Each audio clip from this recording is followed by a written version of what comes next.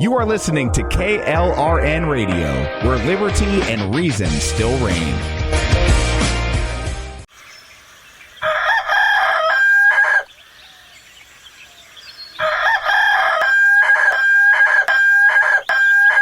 If you prefer real mornings, shouldn't you have a real breakfast? At McDonald's, we get real about breakfast. That's why you can have a savory sausage biscuit with delicious hash browns for only $1.50. It's time to wake up breakfast. Single item at regular price. Prices and participation may vary. Cannot be combined with any other offer or combo meal. Not to be a backseat driver, but can you say for sure you got the best monthly payment possible on your auto loan? Could it be that you might have gotten a better deal by shopping the loan at a few places and have a lower car payment? Next time, before you go car shopping, visit Communication Federal Credit Union first. Our auto loan experts will find you a perfect loan and get you the lowest monthly payment we can. Communication Federal, your auto loan experts. Restrictions apply. Federally insured by NCUA. Ready to stand out, Army ROTC prepares you not only as a college student, but as a strong leader, allowing you to earn the rank of second lieutenant. You will be eligible for full tuition merit-based scholarships and develop leadership skills essential for your future. Start strong and enhance your college experience. Visit your campus Army ROTC representative today. To find out how you can earn up to a full tuition scholarship, visit goarmy.com/podcast to locate your closest ROTC program today. Army officers inspire, strengthen others. Paid for by the United States Army. Hi, I'm Mike, founder of DollarShaveClub.com. What is DollarShaveClub.com? Well, for $1 a month, we send high-quality razors right to your door. Yeah, $1. Are the blades any good? No. Our blades are f***ing great. Each razor has stainless steel blades, an aloe vera lubricating strip, and a pivot head. It's so gentle a toddler could use it. And do you like spending $20 a month on brand name razors? 19 go to Roger Federer. I'm good at tennis. And do you think your razor needs a vibrating handle, a flashlight, a back scratcher, and 10 blades? Your handsome-ass grandfather had 1 blade and polio. Looking good, pop up! Stop paying for shave tech you don't need. And stop forgetting to buy your blades every month. Alejandro and I are going to ship them right to you.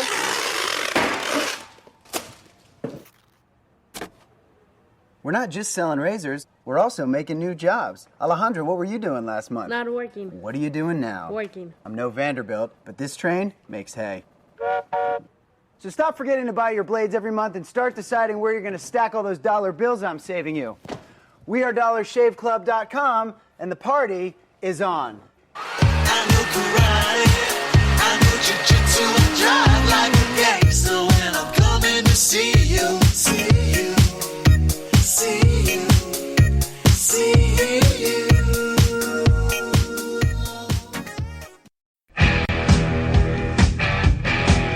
KLRN Radio has advertising rates available. We have rates to fit almost any budget. Contact us at advertising@klrnradio.com.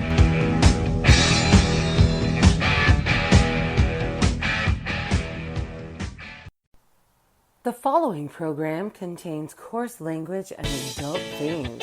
Listener discretion is advised.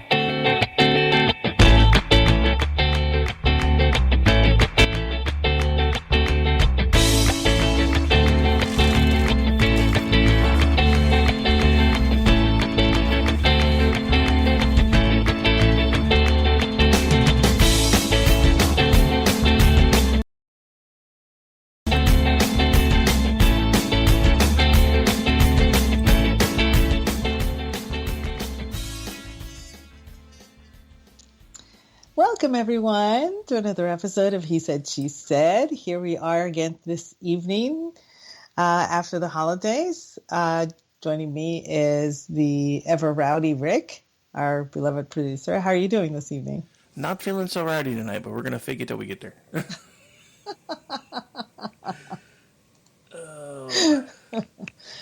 Well, it's okay to be sedate, too. You know, I'm kind of on that wavelength. I like things to be chill. So that's nice. Well, it didn't hit me until the other day, but this is right around the same time that my ex-wife secretly packed a bag 3 years ago and never came back. So it's I can get through most of it anymore. I'm not curled up in a ball like for all of November and December like I was for the first 2 years. So this year has been an improvement. Not as much of an improvement as I wanted. Because in the beginning I was like, oh, I'll be fine. And then November hit and I'm like, maybe not. No, there is a process. This is grieving, and it's a process and it takes a while. It's a different type of grieving, but it's still grieving. Well, I mean, the thing about it is this was like the longest relationship I'd ever been in. We were married for 18 years, together for 23. And she just one day, not according to her, but from my perspective, one day was just like, yeah, no, we're done. And then made it sound like she had completed her contractual obligations as she was heading towards the door. To come back a couple of days later, tell me she changed her mind, and then sneak out with a bag and never come back. Whatever. Anyway, Well, that's not what tonight's sure about. You got the better end of the deal. Well, yeah, I mean, she's not my problem anymore. The last time I saw the new... Exactly. The last time I saw Fresh Meat, he looked about as miserable as I used to look, so I don't know. And at least I'm only this way a couple times a year now. He's that way all the time. Mm-hmm. Anyway, so that's not what tonight's about. I've done enough shows ragging on the ex. I think I'm going to start trying to move past that. Maybe. Oh, I guess it's a recap of our holiday. I suppose, we kind of did one for the cocktail lounge, and everything. The gift exchange between me and Brad and you.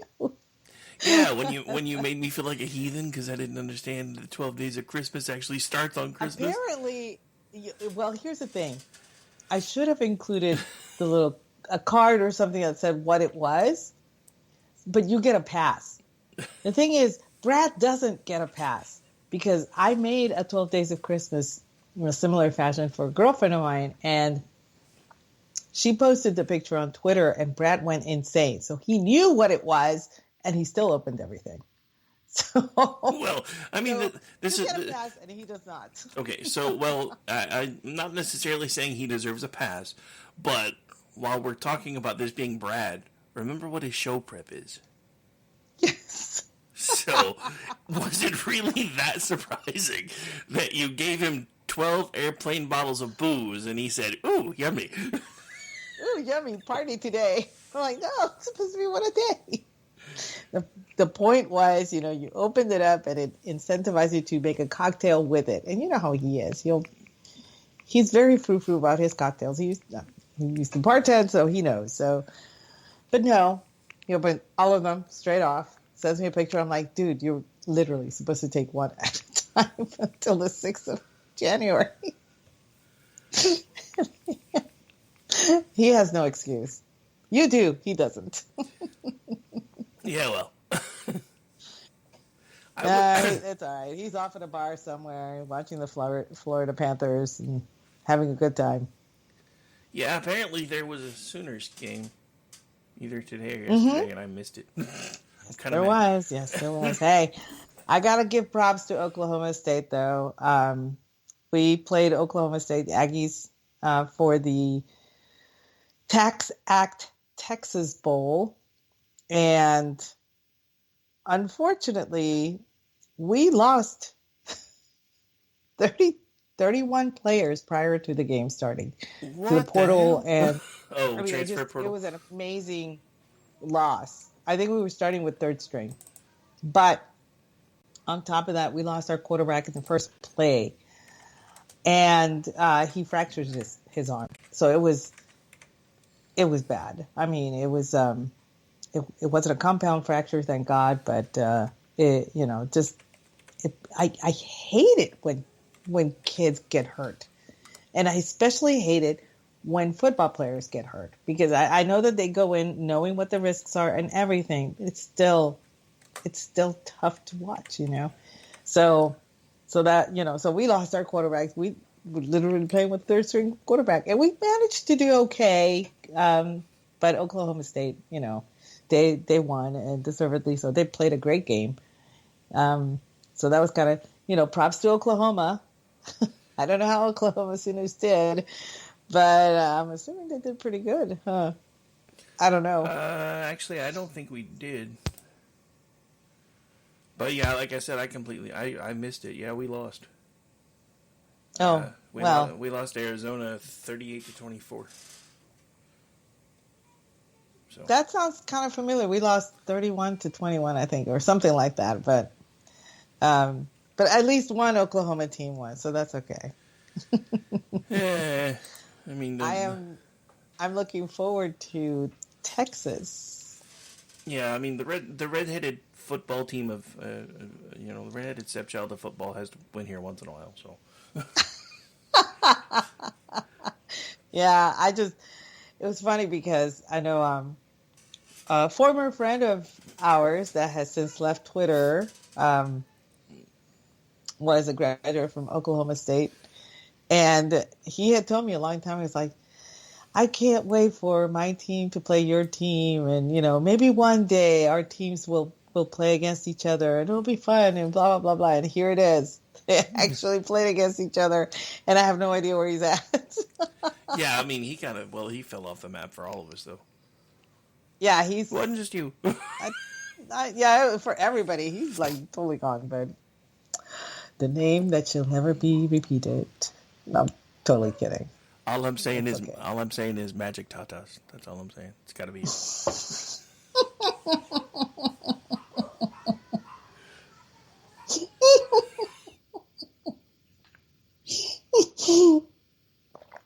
I was in the middle of drinking my coffee. Don't die on the air, Aggie. I don't have to send MC your way. Okay. All right. So, how else was your Christmas?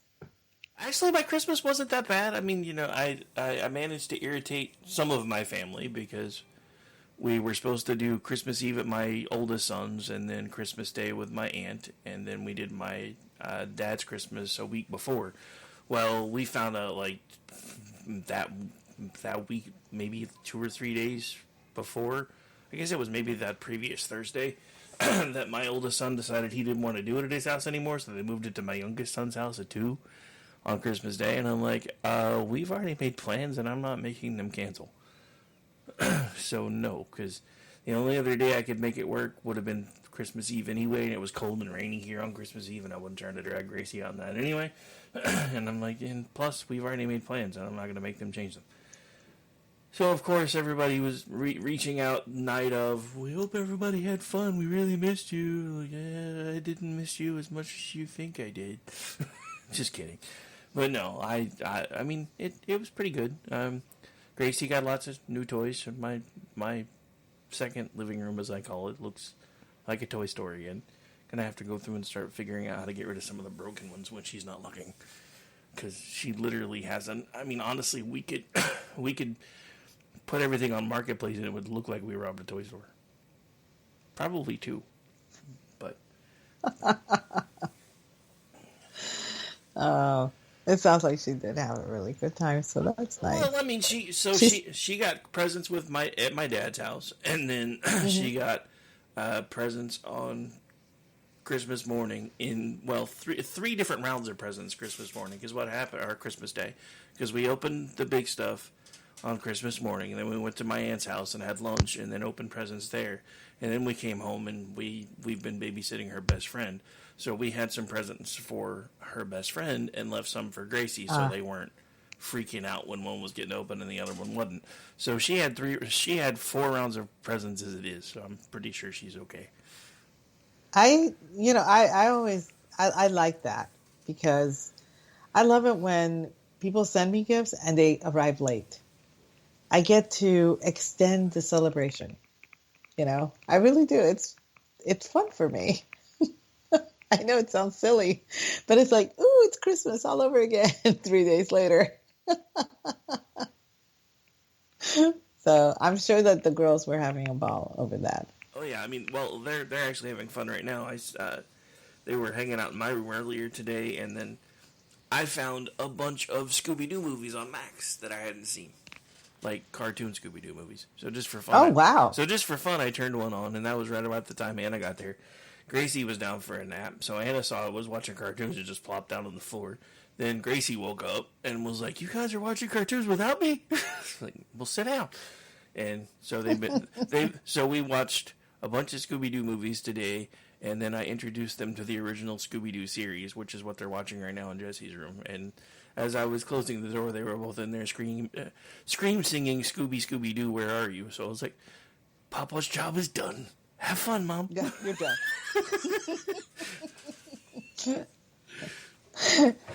You have taught them the ways. You have taught grasshoppers the way. This is the way.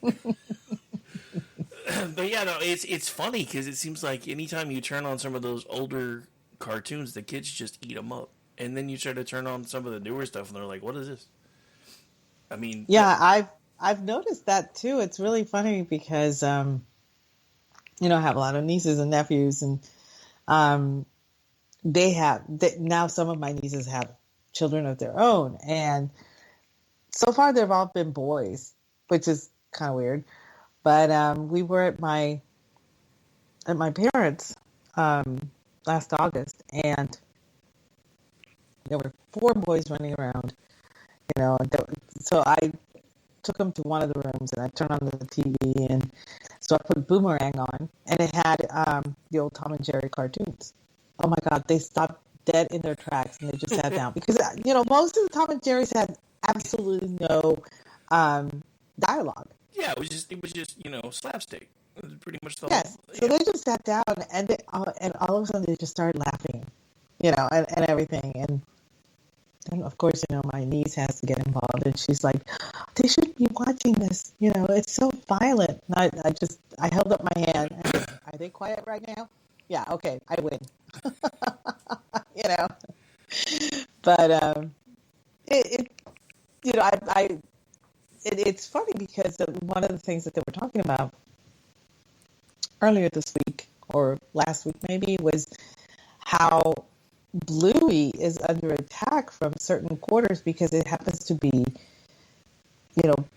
there's a father figure in this TV show. Isn't that the weirdest thing ever? And I'm like, why is this under attack? Shouldn't there be a father figure? Even in same-sex marriages, isn't there one that's more, fatherly than the other one? I mean, I don't understand. Why is this wrong? Why is this bad? Nobody can tell me, but all 4 of them love Bluey, so there's hope. Well, I will say Bluey, for being a newer cartoon, is a lot like old school cartoons. Like there's jokes built in for the parents that are stuck watching it, which is not a common thing anymore. No, hasn't really been since SpongeBob. That was kind of the last one that kind of tried to fly stuff under the radar. So yeah, I mean, even I like Bluey, and they're getting to the age now where they both like it too. So that's another one that I like watching with them because it's one that I can stand. Peppa Pig just needs to get airdropped in a luau. That's all I'm going to say about that one. Yeah, but there's a lot to be said for old school cartoons. I mean, admittedly, most of the cartoons that early on that were made were for the movie. They were shown in movie theaters. Part of them were intermission. So most of the moviegoers were actually adults. So there are a lot of adult gems in those cartoons, but kids still enjoy them. I mean, it's well, I mean, it's because the kids related to the kids related to the stuff that was geared at them, and the adults related to the stuff that was geared at them. That's why it's so weird now to go back and watch like movies that I watched when I was a kid, and realize that I see the movie even. Because remember, I have a really good memory. So it's not that I don't remember the movies, because I remember almost everything about them. But rewatching them as I get older, it triggers something. Because I'm like, dude, I'm seeing this from a completely different perspective now, which is weird. Because there are things that didn't connect with me when I was younger. And I think that's part of what we've lost in this generation, because they are trying to make kids grow up so fast now that there's no way for them to enjoy the things that are geared more towards children, and then, miss out on the things that are geared more towards adults, because we're in this rush. Well, they're 5. They can pick their own gender now. No, they can't. Explain to me why that works. But yeah, it was just interesting because, I know that Gracie's always been into like the Disney princesses and stuff. Anna never really has been. She's apparently starting to watch those, and then just to see her like just plop down and just sit down for like an hour watching Scooby Doo at age 4, I was like, holy crap! Barely said a word for like an hour. It's like, dude, the power of television. It was funny because we were in a discussion about that whole let kids pick their genders thing, and I looked at my niece was the one that was talking about that, how important it was to let kids express themselves, including their gender and all that stuff. And I looked at her and I said, there's only 2 things that kids know how to pick at this age. And she looked at me, what?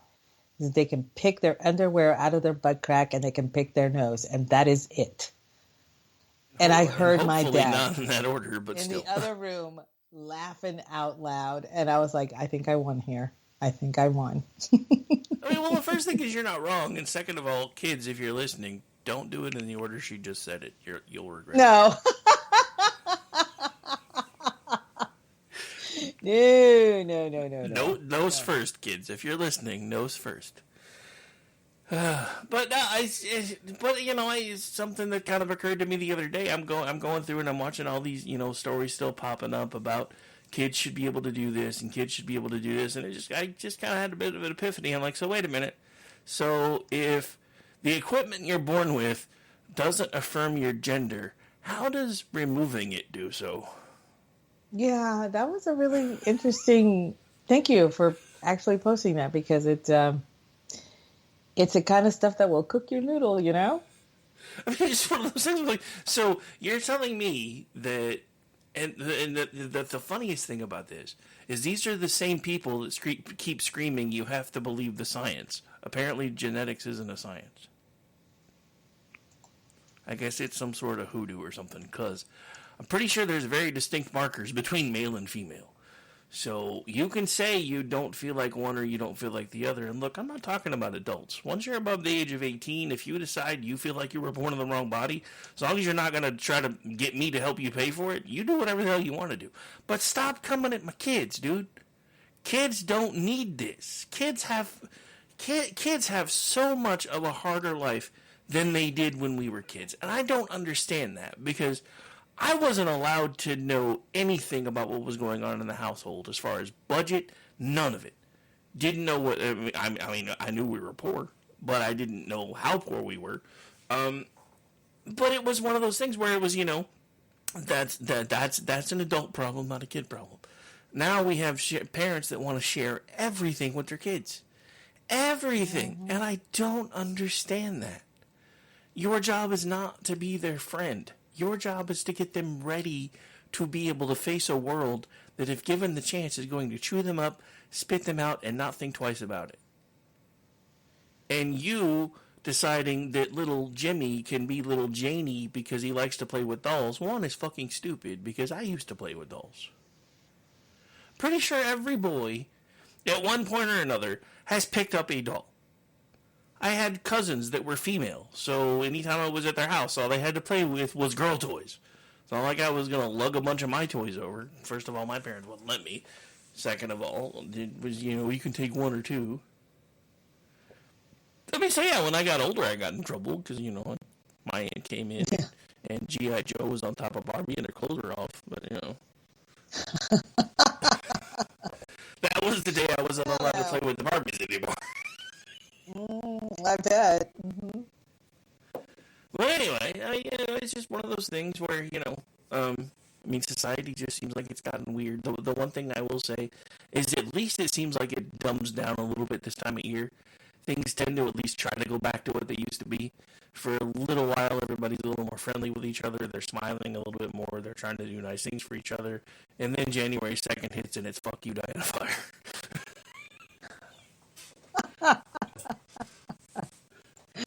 Oh my goodness. Okay, so we got strayed from Christmas.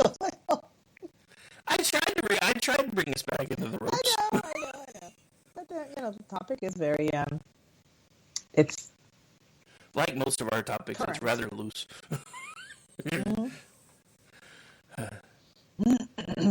So let's see. For me, like I said, I got some of my Christmas presents came late, so it was fun for me. I was very happy about that. And I was told by several friends, "Oh, your Christmas present's coming late. I'm sorry, blah blah blah." And I'm like, "Hey, no problem. I literally don't stop celebrating until January 6th." And one of my girlfriends was like, "Well, I'm not buying a gift for every day until then. It's just one." I'm like, "No, no, no, you don't understand." Growing up in Puerto Rico, we actually celebrated Epiphany. That's where the gifts came. I mean, we got one, for Christmas, but that wasn't the important one. That was just kind of like to tide us over until the 6th type of thing. So I grew up celebrating Epiphany, and that's when I expected the whole gifts. I mean, we used to go outside and we would like yank grass, and put in a shoebox or something and stick it under the bed because the camels are coming. They need to eat, So it never dawned on us. The camels are not going to fit in our room. But okay. But the grass was always gone in the morning. So magic. But anyway. So apparently I've been corrected in the chat. That's why they have two hands, Rick. One for butt picking, one for nose picking. Okay, I'll let it slide. Oh my God, we're still on that. Well, no, I just logged into the chat, so I scrolled up a bit. Danny actually posted in the chat a meme that says, "I actually wish transgender women could get periods that would end this movement within about 28 days," which I completely agree with. That it drives me nuts. Why? Why are you so hell bent on having a period to the point where you cut yourself? I mean, that in itself should tell people that this is a mental illness. Well, you wouldn't even... I'm not even kidding. When I had my hysterectomy, I was like, hallelujah, never again. Okay? Well, it was awesome. You need any more proof that it's a mental illness? Did you see the story about Cher filing for conservatorship? What? Yeah. Her son, used to be daughter, is Chaz now, I think, is struggling with drugs and not able to keep up with his expenses properly and unable to care for himself. So she's filing for conservatorship because he's struggling with mental health issues. You couldn't figure that out before he had an appendectomy surgery. That just I'm just, it's like, I mean, and they refuse to connect the two.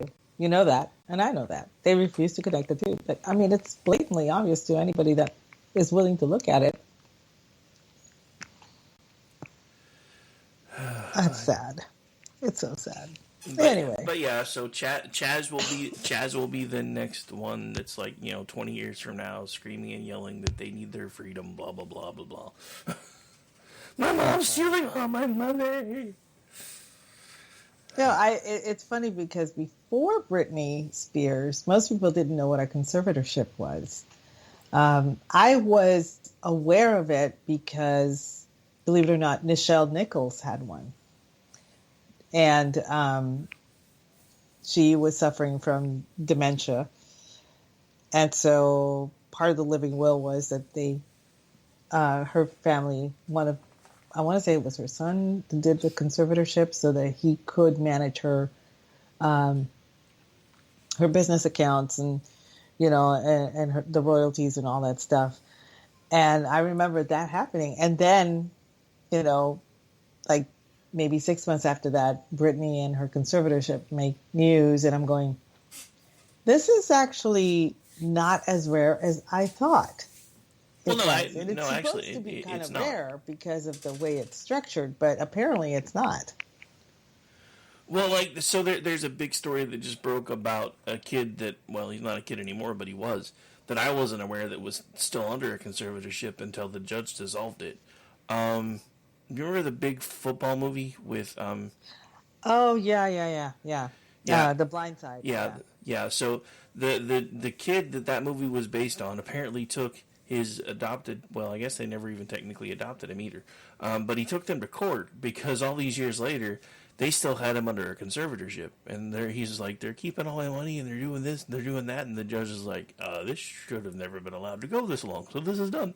So apparently, it's a lot more common than I knew, but that's kind of why I was already aware of it, because I knew he was under a conservatorship from years ago, because it's one of the blurbs at the end of the movie, I think.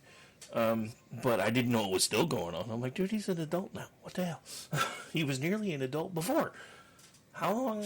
I mean, I get it. I'm in a similar situation with two of my kids. I will probably always have to be their financial guardian. So I understand why people do those things. But I also don't keep the money from my kids either. I use it to pay for the things that they need, and and then they get. Yeah, that was the hinky part about this whole situation with the Michael Orr and the conservatorship and everything, because he was a professional football player for a long time, and he was in charge of. I mean, he was fine with it until he retired from football. And I'm like, what took you so long, dude? You were an adult. You could have just said, hey, I'm making my own money now. I need to break this conservatorship. And that would have made more sense than you waiting until you retire, and it just made no sense to me the way that it went down, The Britney one made sense in almost every way, simply because of, I'm sorry, I didn't mean to step on you there, but I will honestly say that I think part of what made him decide to do what he finally did was watching everything play out with the Britney one. Yeah, and and if you want to be responsible for your money, that's perfectly fine. That the responsibility lies on you. You cannot, and this is what I tell people when they were talking about this whole Britney situation, that oh my God, I can't believe her dad's doing this, and blah, blah, blah. I said, well, at the beginning, I completely understand. That chick was so whack. She was shaving off her head. She had suffered several downturns. She was, and it took her a long time to get back to where she was at. And I can understand why she wants to break the conservatorship now. What I don't understand is why her father's not letting it happen. Let her be responsible for this stuff. And this is what, drives me crazy. I'm like, somebody wants the responsibility, give it to them. That way you're no longer responsible and it's off your shoulders and you don't have to worry about it. That's the way I look at it. I'm not going to lie. When I finally figured out how to get everything transferred over for my kids, because it took forever because of COVID and everything else, and Social Security's still doing weird shit to this day, I point blank asked him, I said, do I have to be there, POA for this stuff, or can I just be the one that keeps up with the cards? He's like, well, we'd have to test them to see if they can keep up with their own money. I was like, maybe in a year or so we'll try, because it ain't going to work right now. I wish it could, but yeah, I mean, because it's just one of those things where I was like, I don't want to make them feel like I'm trying to keep them here or whatever, because they are adults, and I don't necessarily want them to feel like they're trapped or whatever. But and that's when I asked them, I said, well, so since I'm finally getting all this changed over, can they just have their own cards and then I keep up with them, or do I have to be their POA for this kind of stuff? And they're like, yeah. After spending 2 minutes talking to your kids, they probably need a POA. I'm like, okay, cool. Kind of makes sense since they're getting checked for this. So, Yeah. But yeah, I was trying to see if I could find a way to make them feel at least a little bit more financially independent. Because at least then they'd have their own separate cards, and I could start teaching them how to keep up with it and everything else. But we'll get there, one way or the other, at some point. Eventually. But. So,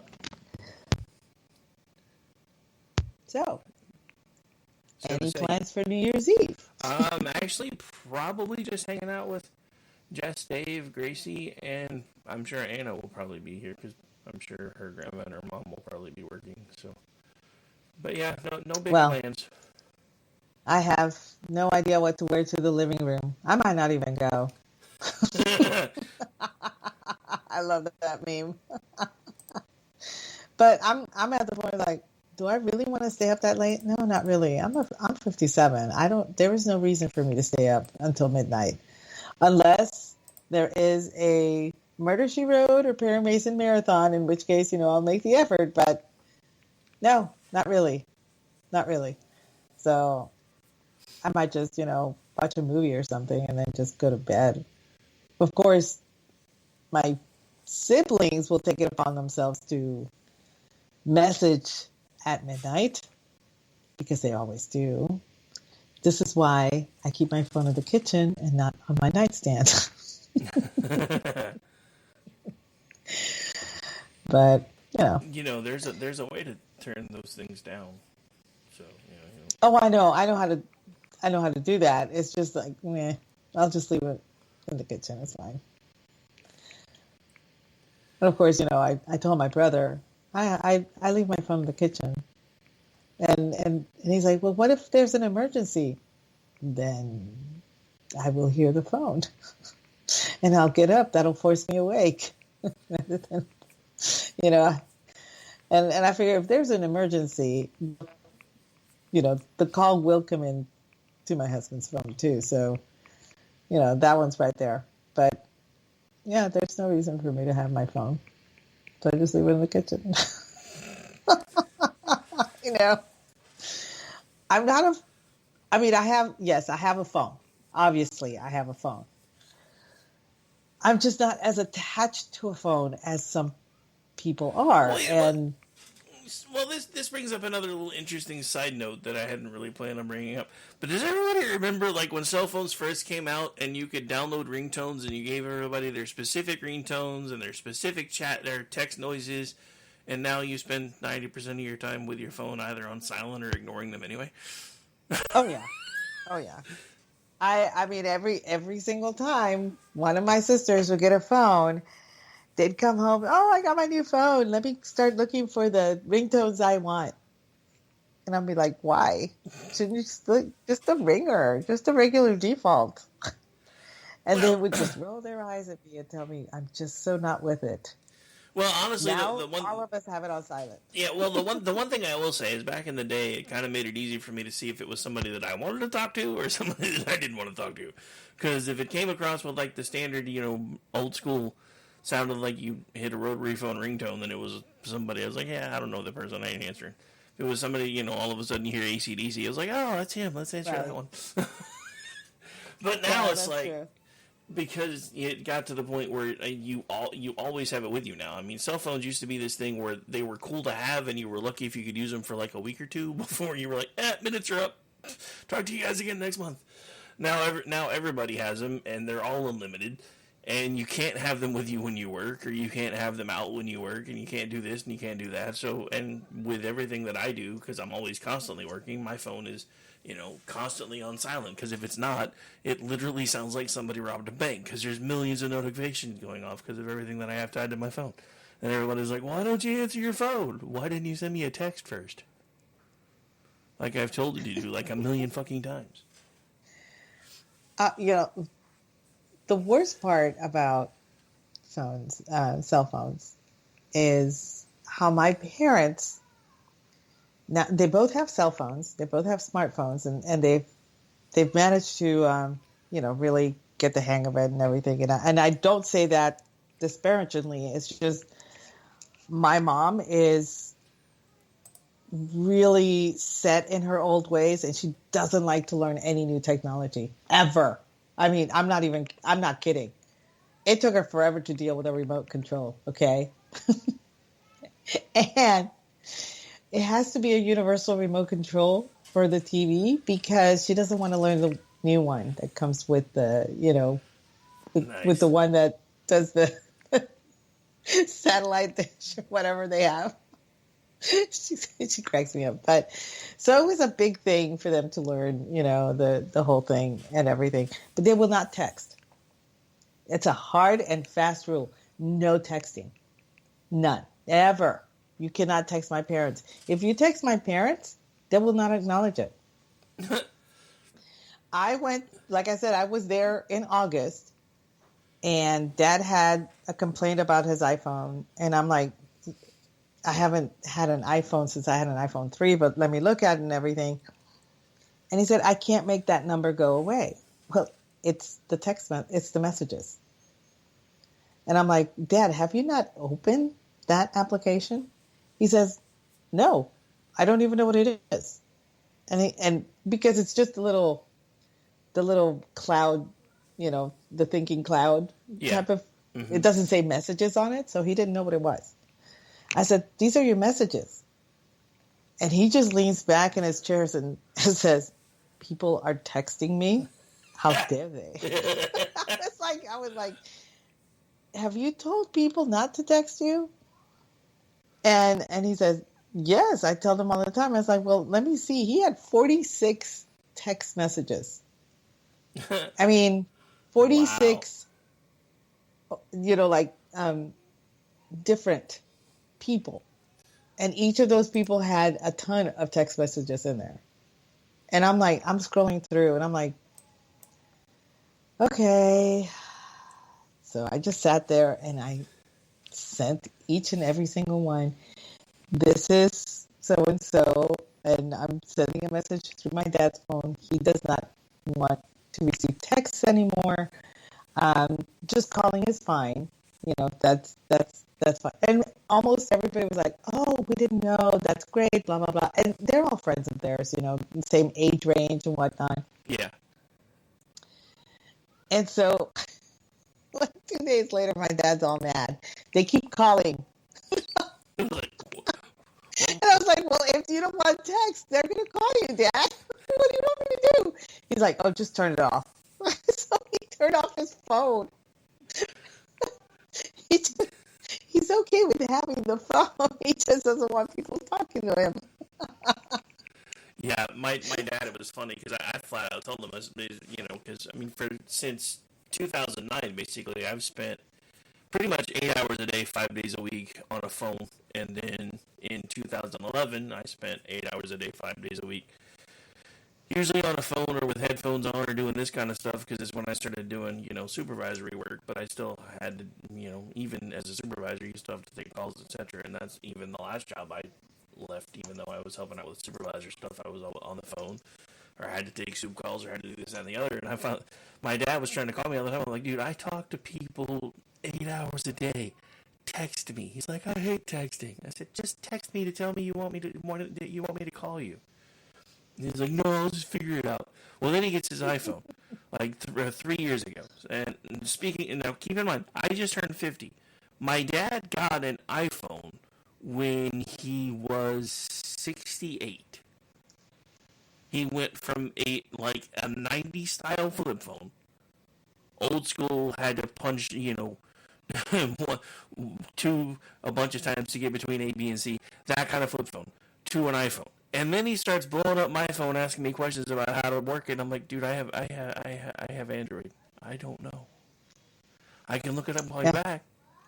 So then I got tired of that. So 6 months later, my middle son and I both had Apple phones. We both have iPhone 11s now. He wants to get the 15. I'm like, not until they stop blowing up. Because that's happening, by the way.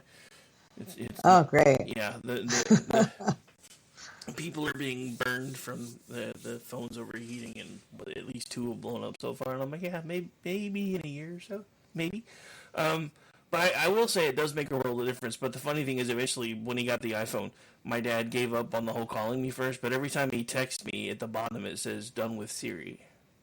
So he's not actually texting. He's telling Siri what to send me. He's telling Siri, so it's voice to text. Yep. Okay. So yeah, he's like, yeah, I'll just text. And then every time he texts me, it shows at the bottom that he did it with Siri. And I'm like, you cheater.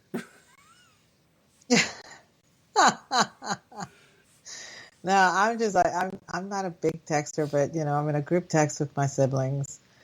I'm in a football text with my siblings because some of my siblings went to Texas A&M, and so did some of my in-laws. So there's an A&M group text. There's all girls group text, and there's there's a group text with my girlfriends, from Twitter that come visit me. But for some reason, I do not understand. Sometimes my sisters will just take off. Something will strike them as funny, and then they're just like back and forth, back and forth, back and forth, back and forth. And one day, I don't know where I was. I think I was helping a friend of mine with, I think it was at the food bank or something. And, my phone's in my purse. I'm not paying attention to it. It is on silent. I go home and I check my phone. There's 103 messages. Yeah. And I'm like, my heart just fell, to the floor because I thought something bad had happened. So I open the phone, I click on it, and I see that it's, my sister's, and the last one is ha ha ha, and I'm going, oh, thank God. They would not be laughing if it were serious. So I got on and I scrolled back up to read. It was the most stupid, nonsensical stuff on the planet, but, that's what we do. So, sometimes I'm just like, I don't have time to text. I prefer, believe it or not, a phone call to text. And I know that most people are like, oh no, text is faster, easier. It is, but it's also less personal. And, there's a lot that's lost in the translation in a text. So that's why I prefer that people call me, in case there's an issue or, it's just it's more personal. I like it personal. So I'm an outlier. I get it. You say that like you're not pretty much on that spectrum everywhere. I know. I think that's my brand, honestly. Oh. I mean, you seriously still get excited for the holidays like you're a kid, which is rare, especially for women, because usually by the time especially once they hit motherhood, it's like holidays stress them out to the point where they don't even care anymore. The holidays are great. And the thing is, I'm not like my sister that she decorates her entire house and it looks like it's going to be on a magazine somewhere, that kind of thing. And I mean, I'm not that into the whole decorating, but I do get excited about finding the perfect gift for someone or thinking about them. Or, I mean, the weird thing is, my sister, the one that lives near me, she lives about an hour from me. She has gotten into the whole vintage thing now. So we don't gift each other new stuff. We go to the thrift stores, we go to the garage sales, and that's where we get our gifts for each other. And it works. I mean, I was like over the moon. She gave me a beautiful vintage water pitcher for Christmas. And I gave her a covered dish that was like a candy dish made by Westmoreland that was hand painted with little roses, and it was white. And she was like so thrilled, about the whole thing. And so, we're talking about all the stuff and everything. And she says, right now on the lookout for frames. And I said, come shop at my garage because I have like 20 frames that I've been hoarding for no particular reason. I just have them out there. And then she says, and have you been finding any paintings? Because I've gotten into a lot of like the vintage painting that you find, I said, come shop in my garage too. So, she's getting into the whole thing. And now for us, gifting each other vintage stuff is kind of that's a cool vibe, I think. It's really neat. So I don't have to like shop for her. But I do pick out something that would mean something to her. So I guess it sounds like neither one of us have any major plans for New Year's Eve, huh? No. Mm-mm. Yeah. I live literally in the middle of nowhere. And if I wanted to go see fireworks, city fireworks, I'd have to travel about an hour to go see it. It's not worth all that. No, it's not. And so I'll probably be by myself with my big throw and a nice movie and hot chocolate. And that'll be me for New Year's. Yeah, well, the funny thing is, and we talked about this a little bit before the show, for me, I actually worked most New Year's Eve, so I didn't get to do all the fun things everybody else did, because I was, I had a badge and a gun. So one of the worst New Year's Eves I ever worked was actually when I was working private security. I had been on this property for about 3 months, and we were warned that it could be a possibility, and we tried to take precautions. But, everybody, because I live in Oklahoma, everybody, if you can't have fireworks, the next best thing is just start shooting off your gun in the air. Don't do that. Just please don't. Don't do that. Because I actually had one of my junior officers was hit in the shoulder from 3 miles away. Bullet went up in the air, came down, and went straight into his clavicle. I mean, he nearly died from it. It was terrible. So that was probably what is now my second worst New Year's ever.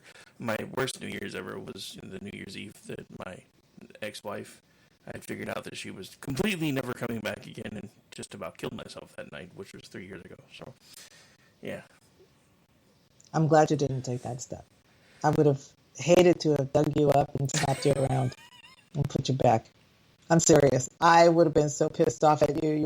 You cannot possibly know how pissed off I would have been.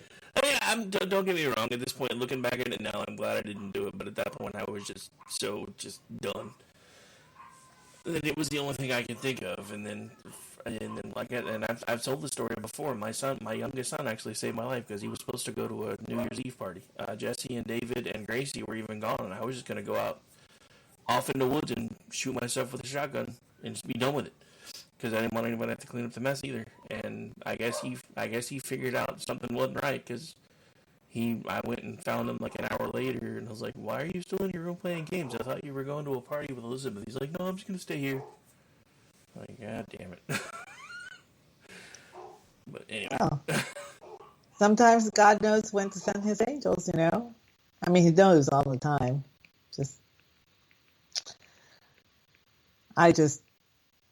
It doesn't even bear thinking about. Well, yeah, I'm just glad I'm not anywhere near in that bad a shape or the following year, because like I said, for basically 2 months, for the entirety of November and December in 2021, I basically just curled up in a ball and told everybody to leave me the fuck alone. So I'm slowly getting better, slowly. But Not to. I mean, there's no way that mine would be any worse than what you've gone through. I used to work the New Year's Eve too, but since I worked retail, we were always closed by 6, which meant I could still enjoy New Year's Eve and also have New Year's Day off. So I always worked Christmas Eve, New Year's Eve, and 4th of July because I would have the following day off and I could still party. So it was perfect. But most New Year's Eve that I did actually go out, I think the worst one was the time that I went to it was Hard Rock Cafe event in Dallas. And my roommate and I decided to attend. We bought tickets, and it was a black and gold affair type of thing. So you had to wear black and gold. And the only dress that fit had all of these sequins all over it. And it was gold and a black design. And it came to mid-thigh for me. And it was off the shoulder. And it had these big, poofy, off-the-shoulder things. And I was like, I really don't feel comfortable in this dress. And my roommate begged me to buy it. And I was like, Eileen, no, I look like a disco ball. I don't feel comfortable in this dress. It's too short. It's too tight. She says, it's perfect. You look perfect in it. Because I'm not used to tight-fitting clothes. Most of my clothes were very loose. And so I caved in. We go to the Hard Rock. And, of course, my dress is, it's very form-fitting. But at least there's spandex. So there's some give. I can sit and everything. But when you sit, the dress rides up even further, So I chose to stand most of the time for that reason. fun was had by a lot of people. I was approached by several gentlemen who wanted to dance with me, and I would tell them, "Thank you, but no, I'm not a very good dancer," which, no, it's a lie. I just didn't want to dance in that dress. So it was basically, I went as a disco ball, and pretty much, you know, I was surprised that I was not dropped New Year's Eve as the clock struck midnight. Oh, see, now that's a funny thing that's different here. And unfortunately, after 37 years, it's not happening anymore. But in Oklahoma City, the ball actually used to go up. It was patterned after the celebration in Chicago. The Arts group started it here like 37 years ago to try to bring more people into Oklahoma City, etc. And they've decided this will be the first year in 37 years that they don't have that celebration, which I thought was kind of dumb. But wow, we'll see how they feel next year. Yeah. Okay. Yeah. Sure. But yeah, so. Oh wow, Danielle has these beautiful pictures of how her house is decorated, and it's like, wow, I feel like shit now because my house doesn't look that pretty. She literally looks like she lives on a Hallmark movie set, though. I don't know how I feel about that. It's beautiful. Oh my goodness. I'd be afraid to like. I'd be standing in the entryway like I'm afraid to come in here. I don't want to touch anything. My mom, she outdoes herself every year. This year she decided not to do as much because we were not traveling for Christmas. And so she only did one tree. But it's like she did the largest tree, which is, I think it's a 10-footer. And you see, she starts off with a green tree. By the end, you don't see any greenery at all. It is so chock full of Victorian ornaments and stuff and bows and garland and this and that. And I'm like, you can't see the tree. And she says, you're not supposed to see the tree. I'm like, you're literally supposed to see the tree.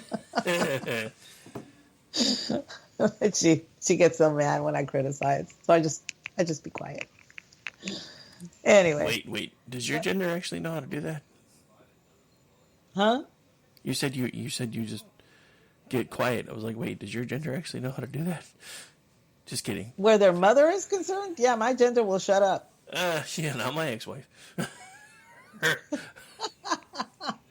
No, when it comes to my mom, oh no. I'm right now, there was a kerfuffle this past Christmas, and we are currently in the I'm not speaking to you phase between my mom and my sisters.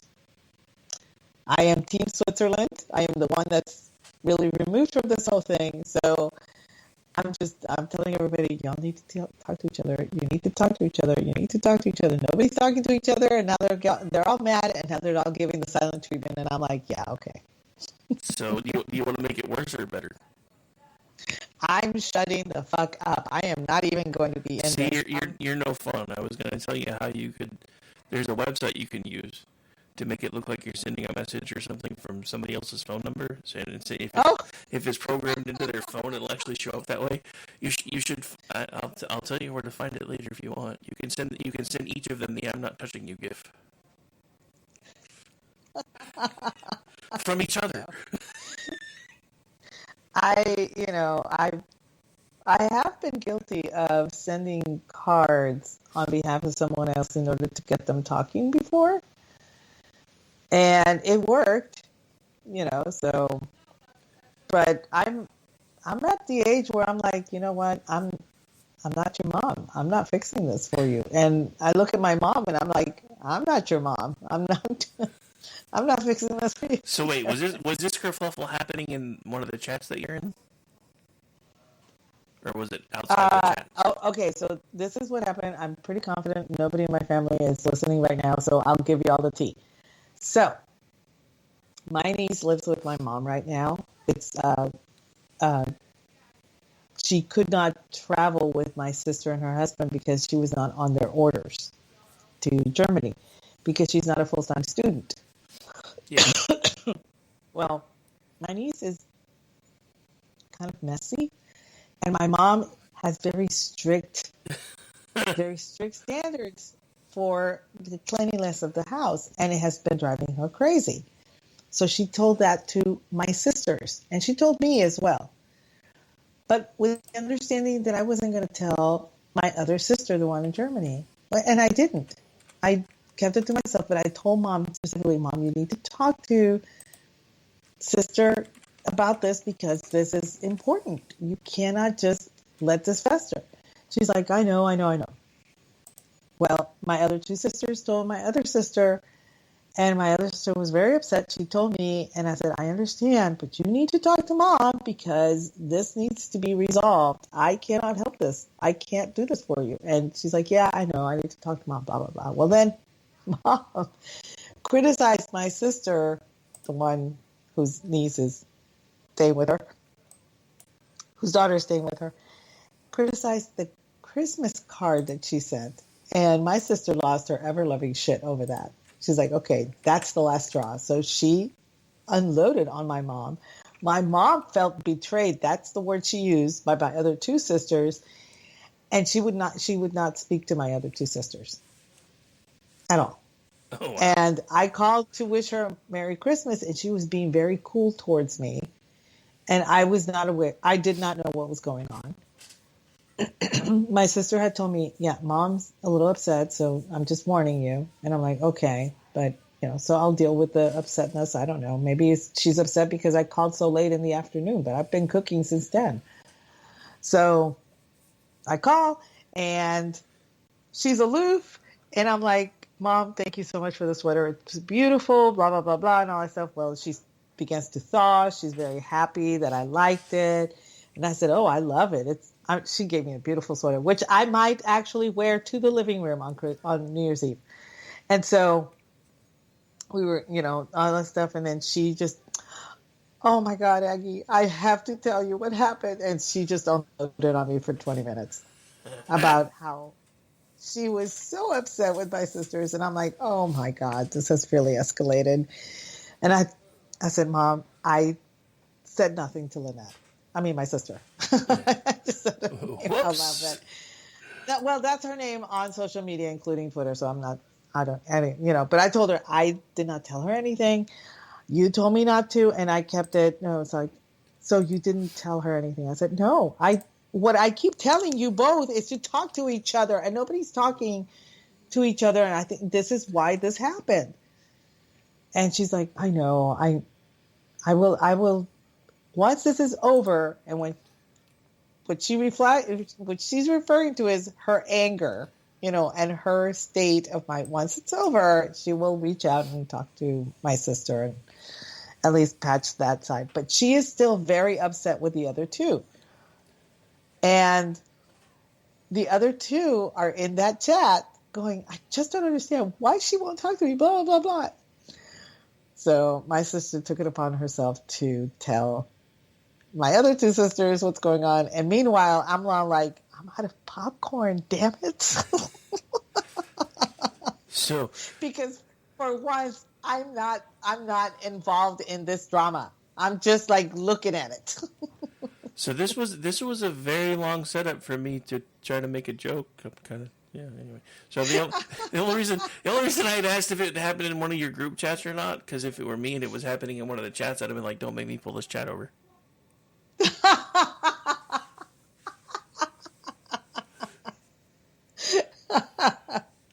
Oh my goodness. I gotta save that one. So yeah, so that's the, every Christmas there's drama in my family. Every single Christmas. It doesn't matter.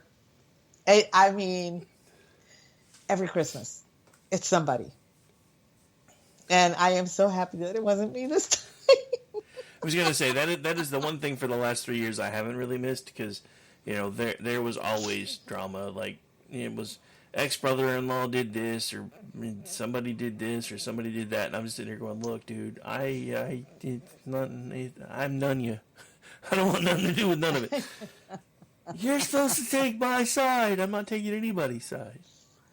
I don't. And that's what I said. I'm not taking sides. This is not for me to do. This is, you guys need to fix this. I cannot do it for you. And I think it kind of upset one of my sisters because she was used to me trying to give advice and telling them how to go about and talking to mom and all that stuff. And I'm like, yeah, I'm done with that. All of my sisters, we're all over the age of 50. Okay. I can't be rescuing my sisters all the time. It's ridiculous. That's stupid, So, yeah, my youngest sister just turned 50, and my brother is 40. I think I'm done. They're all adults. Oh.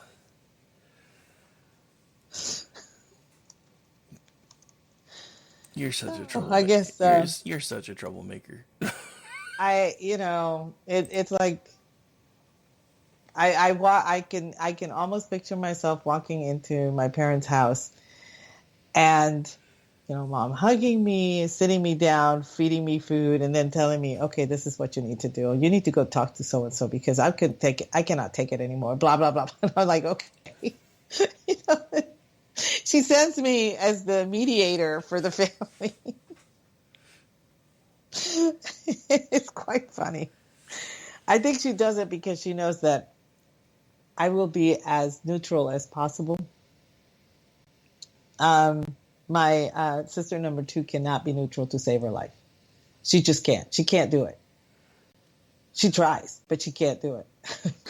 So she cannot be trusted. I will say, don't follow the advice that was just posted in the chat. Yeah, no, I'm not doing that.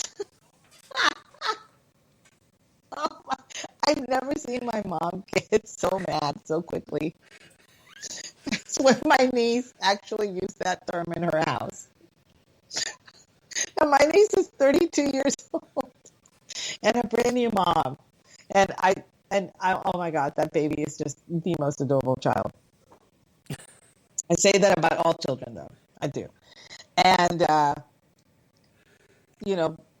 she was there and she was, the very first words when she walks in, my parents are watching Fox News, okay? They're conservative, And she says, oh, Fox News. And I just gave her a look. And she shut up after that about the whole thing.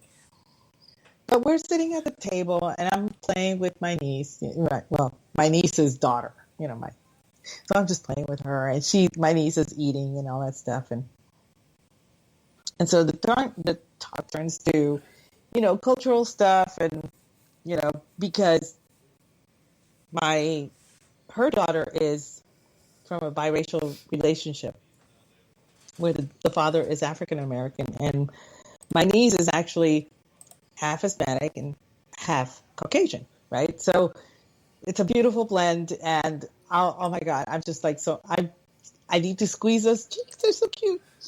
So, my mom asks her, okay, she's curious because this has never actually had to come up. And she said, when you have to fill out information on the baby, what is the ethnicity? What do you fill in?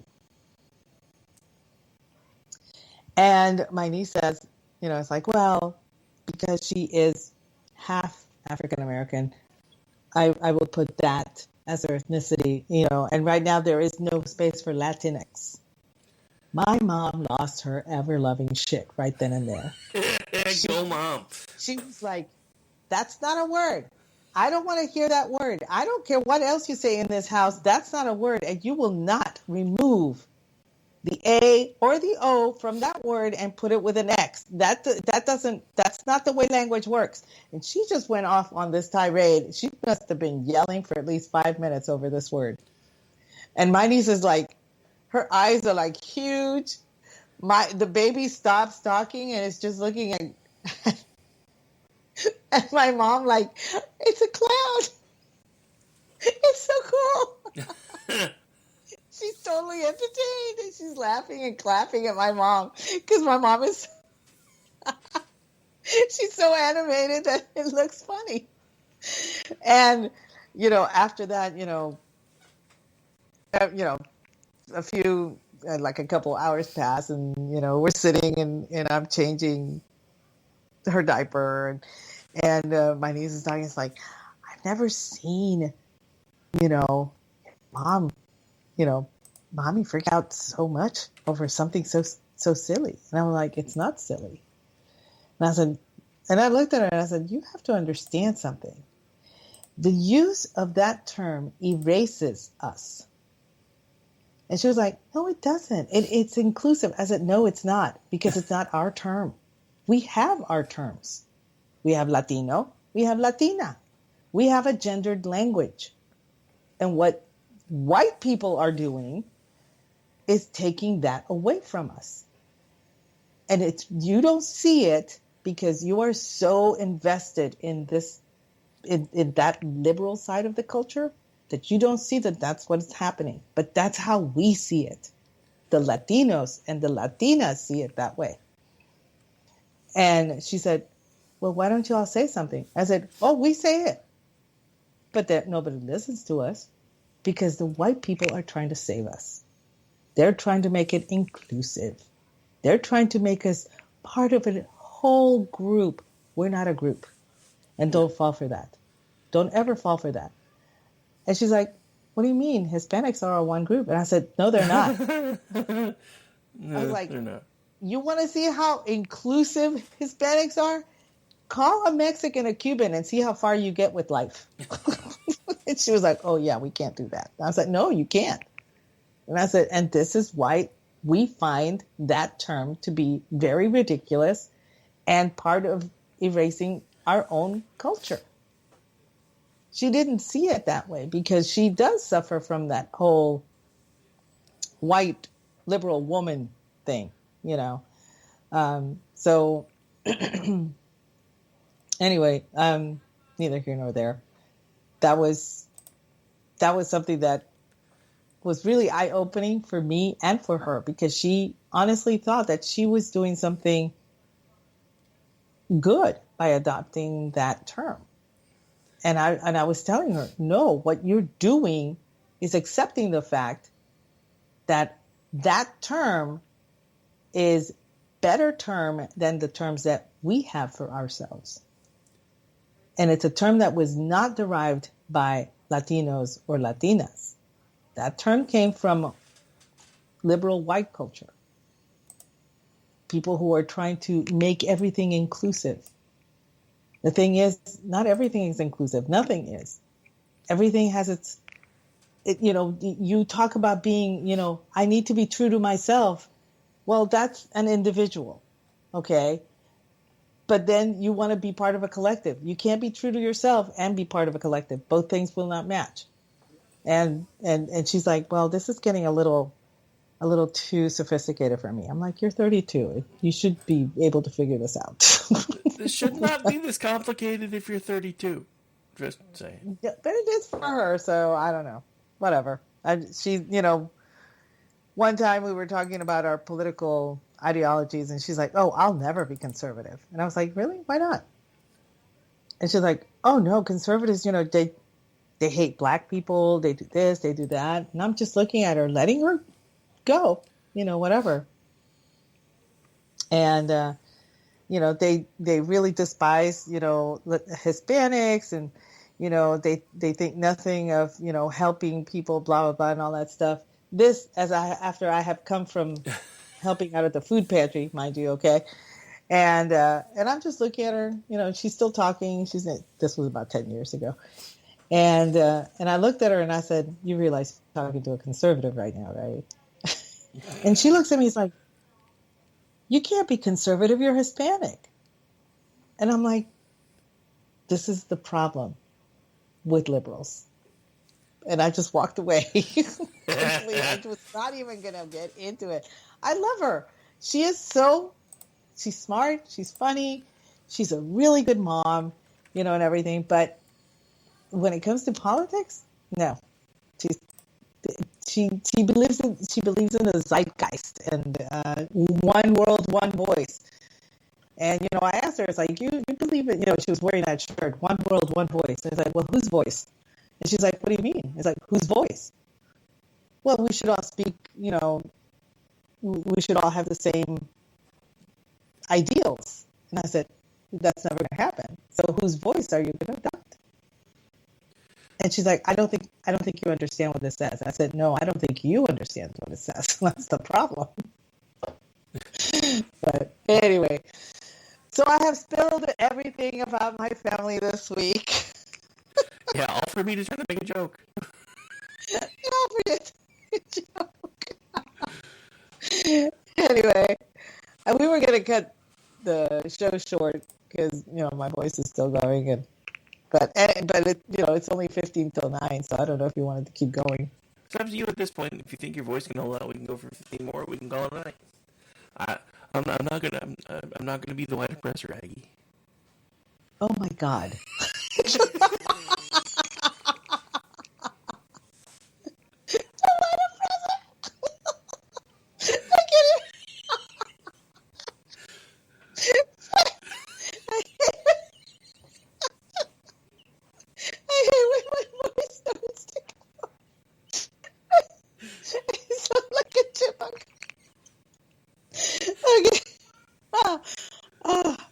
Anyway, okay.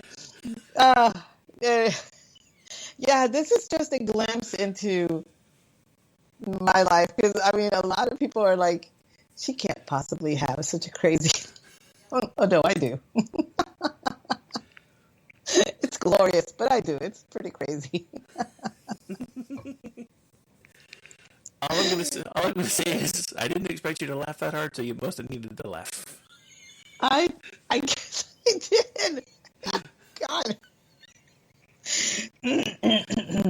Yeah, I think I'm good.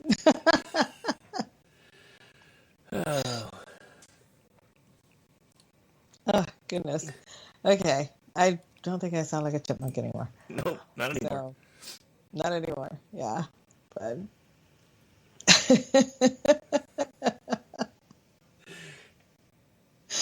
I hope everybody really has a happy New Year. You know what this reminds me of? This reminds me of when Sarah kept saying nose hairs.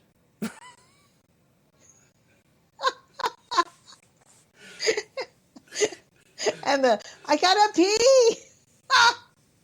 Dude, I was seriously like when she worked furries into this conversation later. I was like, dude, you missed such a perfect point because when you screamed, "I gotta pee," and they just kept talking, you could have been like, "Or I'll just go in the corner over here like the furries do."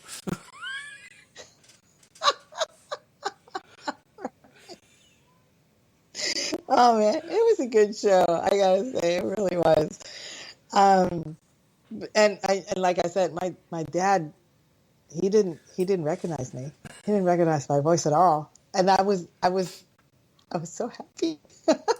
Dude, I had the perfect voice for the little 5-line part that I had, and that was the opening for that was the only time that for like 30 seconds I could hear you guys and you couldn't hear me, and I was so pissed. Oh man, I know that was that live radio, I guess. I mean, well, that's part of the fun is recovering when things go sideways, and it's one of the reasons why. I mean, everybody talk like when we do stuff here, they're like, "Well, why don't you clean it up before you publish it as a podcast?" I'm like, "What's the point?" No, we're supposed to. That's all. That's part of the charm. Well, no, I just mean for me doing this in general. Everybody asks me all the time. They're like, "Well, why don't you clean up the stuff and make it more presentable before you publish it to the podcast sites?" And I'm like, because then I feel like I'm lying.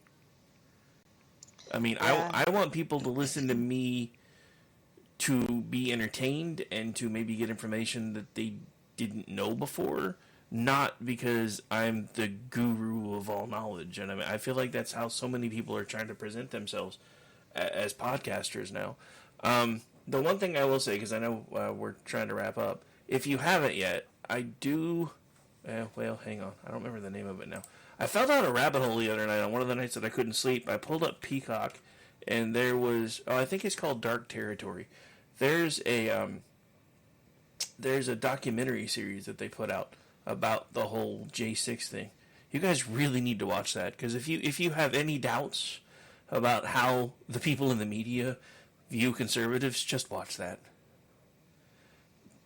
I'm not saying they picked the best people to have on there, because they picked people that kind of lean towards their sides of the arguments. But if you want to know how they feel about you, just watch that. Because I was mad by the end, which is probably why I couldn't sleep that night, because I watched it all, like 5 hours worth, just sitting there, just mad. I will say that a couple of the people in there reminded me of people that I will not mention on the air. Nobody with Kale or at least not directly anyway. Yeah. But anyway, so yeah, if you have Peacock, I recommend it for 2 reasons. One, if you didn't know yet, there's a Monk movie. Mr. Monk's Last Case is on Peacock. It's been out since December 1st. It's a pretty awesome movie. I'm hoping they will make others, because I didn't realize how much I missed that show until I watched the movie. I was like, this is so cool. And they didn't screw it up that much, which was amazing. And there were little things, but anyway. Alright, so anyway, I didn't mean to cut you off in the middle of trying to wish everybody Happy New Year, so. Oh, no, that's fine.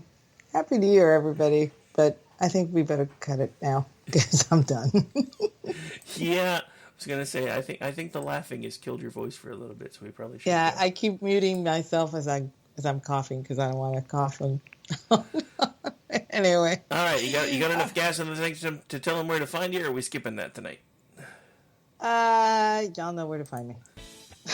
Hey, you're pulling a Rick. That's not fair. I'm pulling over. All right, everybody, we're out of here. Orty and I will be back tomorrow night for a makeup episode of Juxtaposition at 11 Eastern. And other than that, you can find me on Twitchy, and I'll be back Tuesday. Bye, everybody.